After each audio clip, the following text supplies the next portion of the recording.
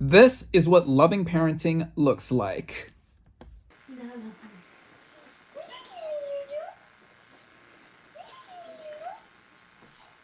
Nói nó một kỳ thì cái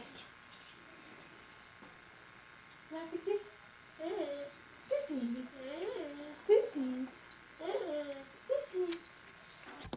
All right, now imagine the complete opposite of that for almost 2 hours with Jennifer Lawrence starring as a mom who sometimes acts like a feral animal. I am not joking.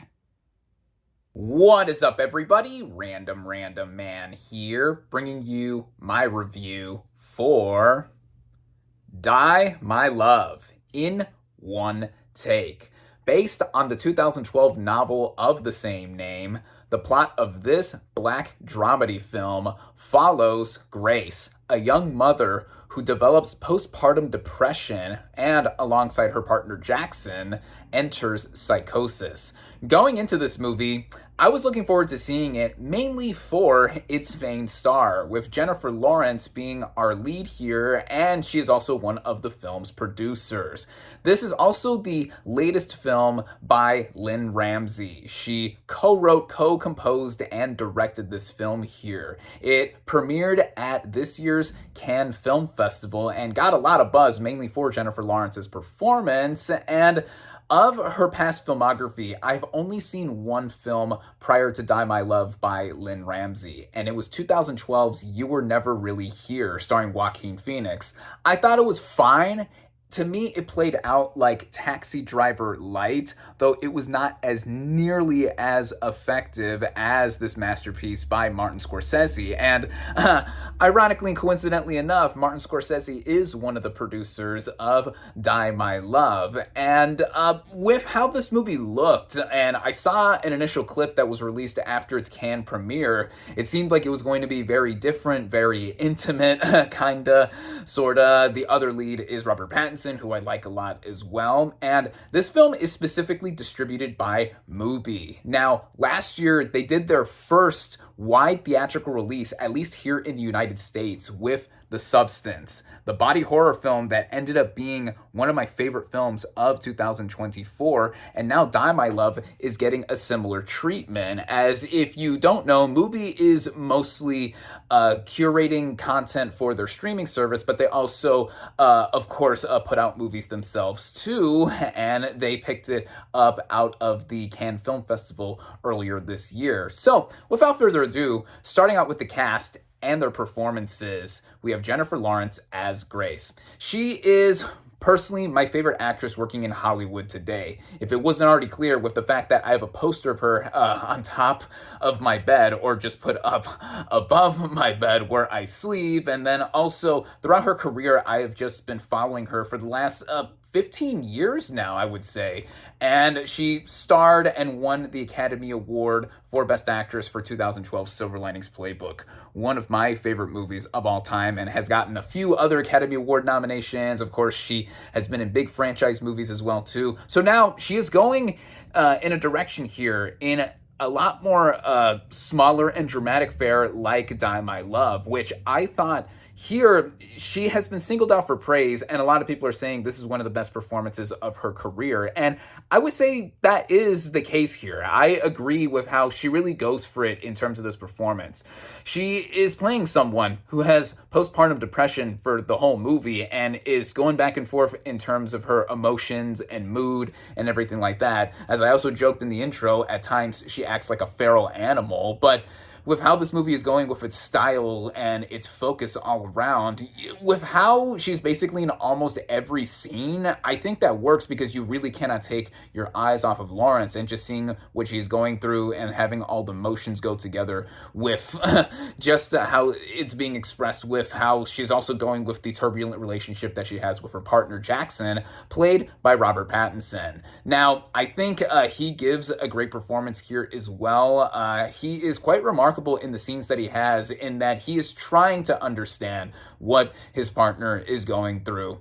And also just like, being a new dad, they are also now living in this pretty rundown home in Montana in this rural area. So it's like, okay, they're basically almost in the middle of nowhere with this new kid. At one point, he gets a dog, and just them going at it with each other. They have great chemistry because of how they are when they're being lovey-dovey, and I mean really lovey-dovey, because they get quite close to each other in their birthday suits, to put it very simply. And then also just in the scenes where they're lashing out against each other, just with how everything is going mainly on Lawrence's character Grace, just feeling and just going through, again, all the motions here. So I think that with these two together, yeah, that is what is mainly lifting this movie up, and of course in particular Lawrence. The supporting cast includes the likes of Sissy Spacek as a family member. Nick Nolte also shows up here as the late husband of Spacek's character. Spacek, I thought, was quite superb in the small screen time that she had. And then Lakeith Stanfield also shows up at times as another character. I think he barely has any lines too, but in any sense, it's the main performance. It's the performance from Jennifer Lawrence that luminously lights up a bunch of this movie and carries it all throughout.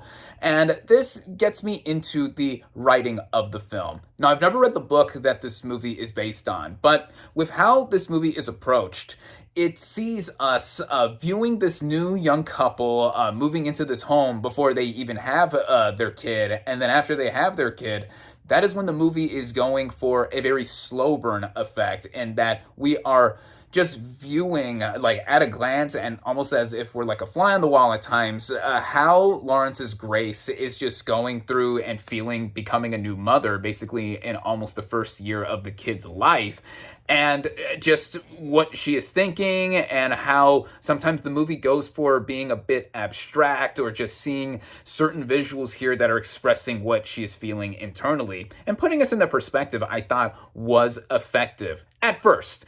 Now, I say at first because this movie is a slow burn, and when we see a lot of moments where she is just being very emotional or thrashulacious, and many different motions and just statuses that she's feeling, that I think shows, like, being a mother is very difficult. I can't relate at all. I'm not a woman, nor am I a parent, so I'm only going from any experience that I've gathered from either my own family or friends or anything like that. But of course, here in a fictional context, just as we're seeing with Lawrence, also her giving such a daring turn here, because we literally see her bear it all. I mean, just a couple years back, we saw her do that with the 2023 comedy No Hard Feelings, and here a lot more is seen of her and Pattinson, just with them, making love, and then also just how she is sulking about this home in many moments, and just going around, feeling not herself, as she says time and time again, and just being this mom and feeling very disillusioned and distant from all the world around her, and even at points to her kid. And then all other things are put into play here that just only exacerbates all of the situation. And at first, like I said, this is very effective, but after a while, I think the movie is reiterating the same point over and over, which I get. It's on purpose, and it's trying to get at you to really feel like you're in the perspective of Grace and just going through this all together. But I think that with how this movie does move, it starts to become super sluggish, especially by the end. Getting to the third act, I was just thinking, like, okay, after a specific action or decision is made, I felt the movie was really just dragging its feet. And at almost 2 hours, that is how I felt the movie was just going by that point up until it ends with a specific moment, which I'll get to. But in any sense, still for the most part, I would say that, in terms of how the approach is done and the intention, I think that the movie does get its point across in terms of that. And on a technical level, this movie has some things to merit or praise as well. The cinematography here was done by Seamus McGarvey, and it is stunning. It is shot in a 4:3 aspect ratio, just nothing widescreen. It is shot in a smaller, more intimate kind of frame, which was totally intentional because a lot of this movie has close-ups on characters' faces, in particular with Lawrence, because we're trying to get through and read what she's going through in her mind and everything. And I thought that was stunning. A lot of shots are also overlaid on top of each other, kind of like with the thumbnail that I'm using for this video. A lot of shots are doing that, and this movie is very sumptuously shot in that way. It feels that way also because of the moments where we see both of them really getting intimate with each other. And then also just how disillusioned and distant Grace is feeling a lot of the time, and we're seeing this open plain view in rural Montana. All that all over the place I thought was one of the best parts of the movie as well too. The movie is also, in terms of its sound design, I have to point out in particular, because for a smaller, more intimate movie like this, it is of worthy note because, you know, it is loud at points. Yesterday I saw and reviewed Predator Badlands, and, you know, that movie is loud because it is an action movie, and it was effective that way. Here, we're put in the perspective of Grace, and we hear what she is hearing, in that stuff is annoying her. Little things that are like just all around and nagging at her in the back of her head or just in her head, like either her baby crying, the dog barking, a fly flying around, or just anything else in the background. So we really are put into her perspective, and I think that helped out with watching the movie and keeping my attention for a lot of it. And then there are moments here that I have to mention in terms of the sound too, because of the needle drops or the song choices that are put intermittingly throughout the film to really get across like how Grace is feeling too. I mean, they range from stuff like hard rock to even stuff like "Hey Mickey, oh Mickey, you're so fine." Yeah, that song, and I'm like, okay. Because a lot of that was put in here that made me feel like, okay, yeah, I'm really getting into the groove or seeing like how the movie's trying to get its effects across on me. And that, in terms of the directing by Lynn Ramsey, I thought was well done. After a while again, though, as the movie kept going and it just made me feel its slow pace all throughout, I was feeling that the movie was just not diving into anything too much deeper than what was done here, and then especially in the third act. And when it gets into the final moments here, part of it is abstract, like I mentioned, with a lot of the movie being abstract or up to interpretation at points. But here I was thinking like, okay, yeah, it really wasn't showing too much, even after a specific decision is made getting into the third act to really have this all conclude together. And even to the point where during the end credits, after the movie ended, there's a song choice. When listening to the lyrics as I was getting up to leave, I thought, okay, the movie is being really on the nose, really obvious with its messaging and how I'm supposed to feel in interpreting that ending or the rest of the movie throughout. And to be a bit honest, that left me with a little bit of a sour taste in my mouth, because I was thinking, okay, why is the movie spelling this out for me even in the final moments, or literally just as the movie ended, as the credits started to roll? And I was like thinking, well, okay, after what all that we have seen and what we've gone through with the characters, maybe that was the whole point. But in any sense, yeah, like the point where a movie leaves you after viewing it, that is something that is important, and that just left me feeling like, on top of just viewing everything else altogether. And yeah, like I said, at almost 2 hours, I felt like it could have been cut down at points because of how a lot of scenes were just lingering and just moving on. Again, to great effect, but in terms of how I was viewing it, I was just thinking, okay, yeah, is this how the movie's going to be for a lot of it? And just waiting to see what other rash decision Grace is going to do, or just whatever else is going to happen to these characters in the end. And yeah, basically with all of that being said, I think that this movie does have a lot of things to admire about it. And when I start saying something like that, you probably know that I did not necessarily fall head over heels for this movie. A lot of this movie is admirable. Of course, the lead performance by Jennifer Lawrence, the technical elements, the approach, and just how we are getting into the groove initially with how we are put in the perspective of this mother going through postpartum depression. But then, as it keeps going, I just didn't feel like the movie was having too much else to say other than still putting us in this point of view. And then just how it ended all together, maybe a rewatch would help me, think about it more and more instead of how the initial effect was just jolted onto me, just like how a lot of the music choices were jolted onto you on purpose, very loud, very in your face and abrupt.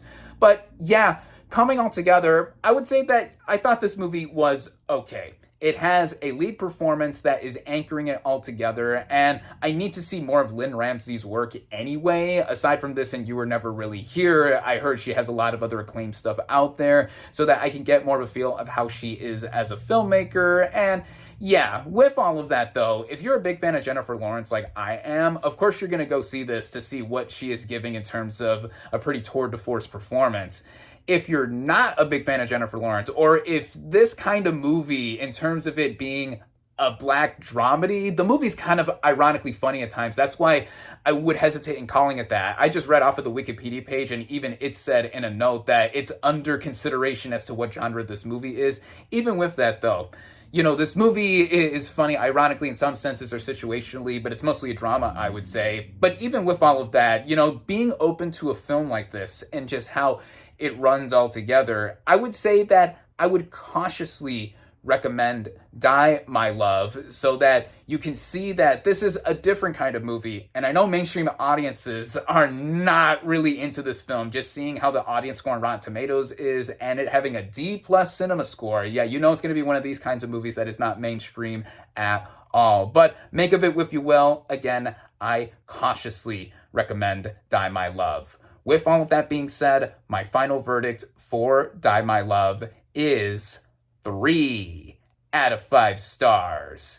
Thank you all, as always, for watching. Be sure to like this video, comment on what you thought of Die, My Love. Social media links in the description. Subscribe to my channel for more, and I'll catch you on the next movie review.